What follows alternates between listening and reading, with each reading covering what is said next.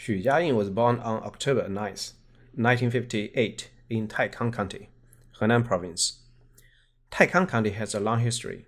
The name Taikang comes from the Xia dynasty, the first dynasty in Chinese history, which can date back to 4,000 years ago.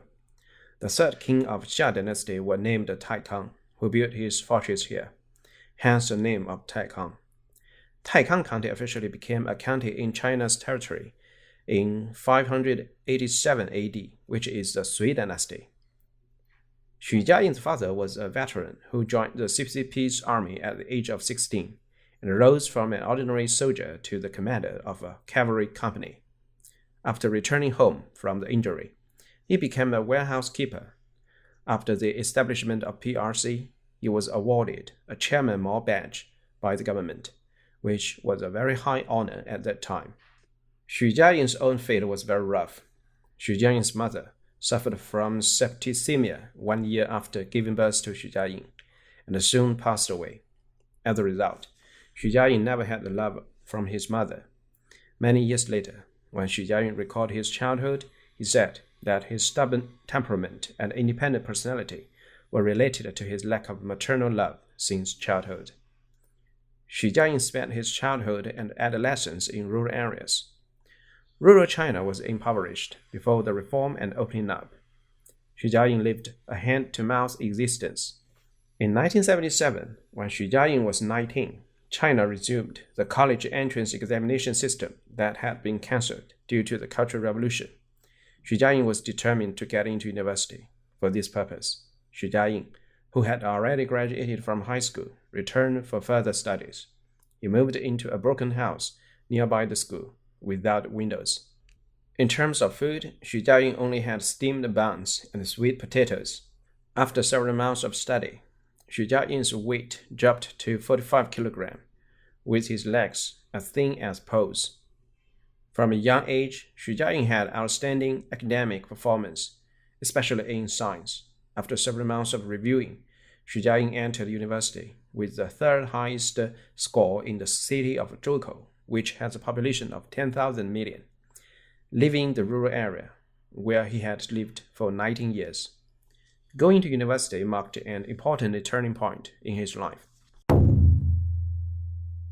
XuJiayin studied at Wuhan Iron and Steel Institute, majoring in metal materials and heat treatment. During his college years, XuJiayin discovered his talent in organizational management and interpersonal skills. At that time, he was in charge of the hygiene of his class. This job requires organizing everyone to clean and organize cooperation between different classes, which takes a lot of time and energy. However, XuJiayin fully utilized his talents in this job. After graduating from university, XuJiayin came to Wuyang Iron and Steel Plant in Henan Province. In the factory, XuJiayin was not arrogant because he was a college student. On the contrary, he volunteered to work in the heat treatment workshop. This workshop was the hottest and most tiring place in the steel plant. XuJiayin's option attracted the attention of the factory leaders. Soon, the young XuJiayin became the deputy director of the workshop, and later was promoted to the director of the workshop. In the position of workshop director, XuJiayin worked for 7 years. XuJiayin has made many innovations in his position. For example, he made a bathroom out of used steel in the factory, allowing workers to take a comfortable bath after a day's work.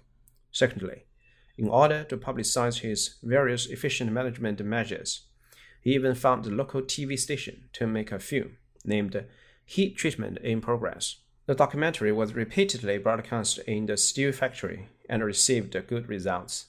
This fully reflects XuJiayin's advanced publicity awareness. Many years later, EverGrande Real Estate acquired Guangzhou EverGrande Football Club with the aim of making football the image spokesperson of the real estate company. In the 1990s, after Deng Xiaoping's Southern Tour speech, China's reform and opening up truly entered a period of rapid development. At that time, XuJiayin had already been working at Wuyang Iron and Steel Factory for 10 years. XuJiayin is ambitious and aspires to achieve greater success. In 1992, XuJiayin quit his job and came to Shenzhen. When XuJiayin first arrived in Shenzhen, he had no understanding of market economy. He wrote a resume of more than 30 pages to look for a job in the talent market. However, no company was willing to hire him in half a month, which made him confused.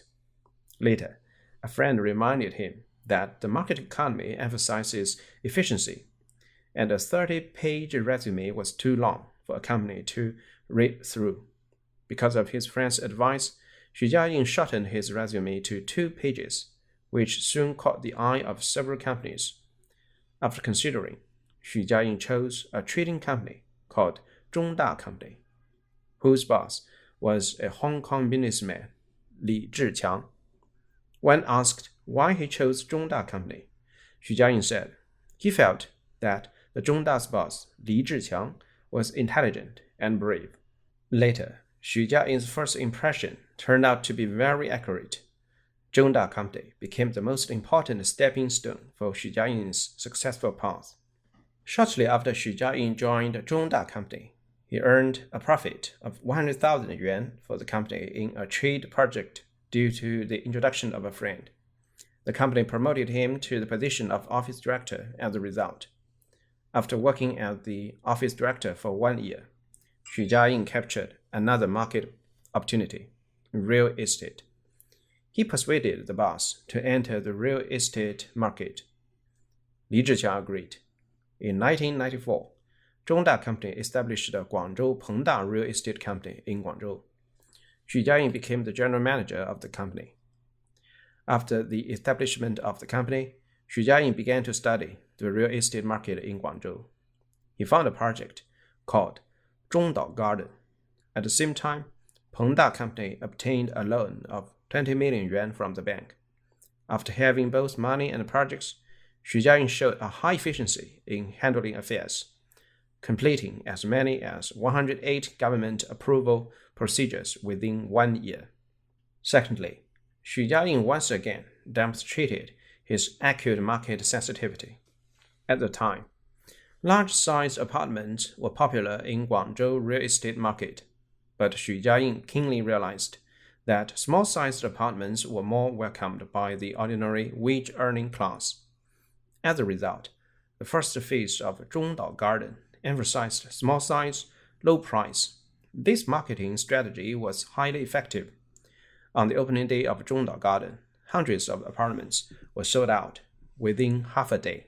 The success of EverGrande made XuJiayin a sensation in Guangzhou's real estate industry overnight. However, within the Pengda Company, XuJiayin's salary didn't skyrocket. He was still taking a monthly salary of 3,000 yuan. In 1997, after some thought, XuJiayin decided to leave Pengda Company and start his own real estate business. In March 1997, XuJiayin, who had left the Pengda Company, founded EverGrande Real Estate Company. The first project after the establishment of the EverGrande Real Estate was Jingbi Garden. Although XuJiayin didn't have money at that time, he was very good at playing capital games, managing more projects than his available funds allowed. First, XuJiayin negotiated with the government. As the location of Jingbi Garden was not ideal and the environment poor, there were few buyers willing to purchase. In the negotiation, XuJiayin promised not to undercut the price, but asked to pay for the land in 3 installments. With these conditions, XuJiayin obtained the government's permission. He then went to a bank. The first phase of Jingbi Garden required 5 million yuan, and XuJiayin borrowed 6 million yuan from the bank. Once he had the money, XuJiayin found a construction company. He negotiated with them to prepay half of the cost of building materials, staff expenses, etc., with the remaining funds to be paid after the property launched. Due to loopholes in the system in 1990s, houses could be sold as soon as 1 floor was built. XuJiayin attracted consumers with small-sized units. In August 1997, the first phase of Jinbi Garden opened, and all 325 housing units were sold out within half a day. The turnover reached 80 million yuan. This is how XuJiayin earned his first pot of gold. The success of Jinbi Garden helped XuJiayin understand the principle of cash is king. It is due to this ultimate cash management strategy that XuJiayin was able to leverage the largest scale, achieving rapid growth at the lowest cost, and expanding EverGrande Real Estate into one of the top 3 real estate companies in China in just 20 years. In March 1998, the real estate industry was presented with a once-in-a-lifetime opportunity. Zhu Rongji, the premier of China's State Council, announced housing system reforms. The welfare housing distribution system that had been in place since 1949 was abolished, and buying commercial housing on the market became the only means for everyone to obtain housing. Coupled with China's rapid urbanization process beginning in 2000, this had led to an ongoing rise in housing prices over the next 20 years. In this era, whoever had higher leverage could conquer the market. XuJiayin was one of the outstanding figures in this regard. For instance, the ratio of cash held by EverGrande Group to its short-term debt has consistently remained below 1. This implies that the cash he has on hand is insufficient to repay the debts due within the year. Theoretically, under such a high debt rate, without new financing, EverGrande Group could collapse at any time due to a broken cash chain. However, the reality of the past 20 years in China has defined this theory. XuJiayin's scheme of continuously borrowing money to expand his business scale has never been at risk. Since EverGrande Group went public in Hong Kong in 2009, XuJiayin has become China's richest man with a net worth of 40 billion yuan. In the following years, XuJiayin met with more than 1,000 overseas investment institutions each year, most of which became part of the army of EverGrande's creditors. Moreover, he began to try diversifying his business, involving sectors such as sports, drinking water, photovoltaic industry, medical beauty industry, internet financial lending, and etc. Most of these ventures ended in failure. From 2009 to 2016, EverGrande's assets and liabilities increased more than 20 times. By 2016, EverGrande Group's liability exceeded 1 trillion yuan. However, due to the continuously rising housing prices, there were still many institutions willing to lend money to EverGrande.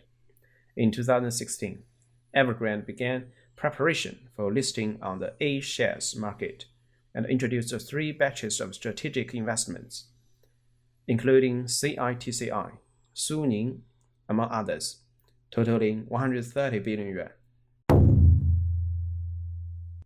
However, the good times didn't last long. In 2016, the state required housing to be for living, not speculation, and introduced various micro-control measures such as sales restrictions, purchase limits, and price caps. The real estate industry began to go downhill. China's largest real estate company, Vanke Group, started to reduce its business in estate. EverGrande Group, though verbally expressing the desire to lower its debt ratio, was still borrowing money for land acquisition. It even ventured into new energy vehicles in 2018, spending 40 billion yuan to buy up the entire supply chain for car manufacturing, but only managed to produce 900 cars. As EverGrande borrowed more and more money, its business remained sluggish and investment failed repeatedly. Coupled with its high debt ratio, market confidence in EverGrande continued to decline. At this time, EverGrande's only lifeline was to successfully go public and raise funds from the stock market. However, in 2020, the real estate market released 3 red lines, and due to its high debt ratio, EverGrande was prohibited from listing. At the same time, EverGrande was restricted from borrowing money from banks. Hence, XuJiayin's road to borrow money was thoroughly blocked. By 2021, EverGrande's long-accumulated problem had erupted all at once. In the first half of the year, suppliers revealed that EverGrande's commercial bill were overdue and couldn't be paid. In September, EverGrande's financial products also suspended payments. This was followed by several overseas debt defaults. As of the end of 2021, EverGrande's liability were close to 1.9 trillion yuan. The majority of this was money owed to upstream and downstream suppliers, amounting to more than 860 billion yuan. There were also other various types of debts. So the 1.9 trillion yuan is far from the total amount of EverGrande's debt.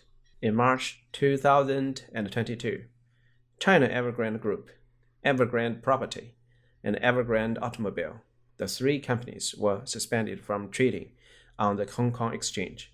Evergrande, a colossal entity with nearly 2 trillion yuan in liability, collapsed spectacularly. XuJiayin could no longer find the next buyer to take over. The collapse of EverGrande implies huge changes about to occur in China's real estate market. The era when real estate served as a pillar industry of the Chinese economy will finally come to an end.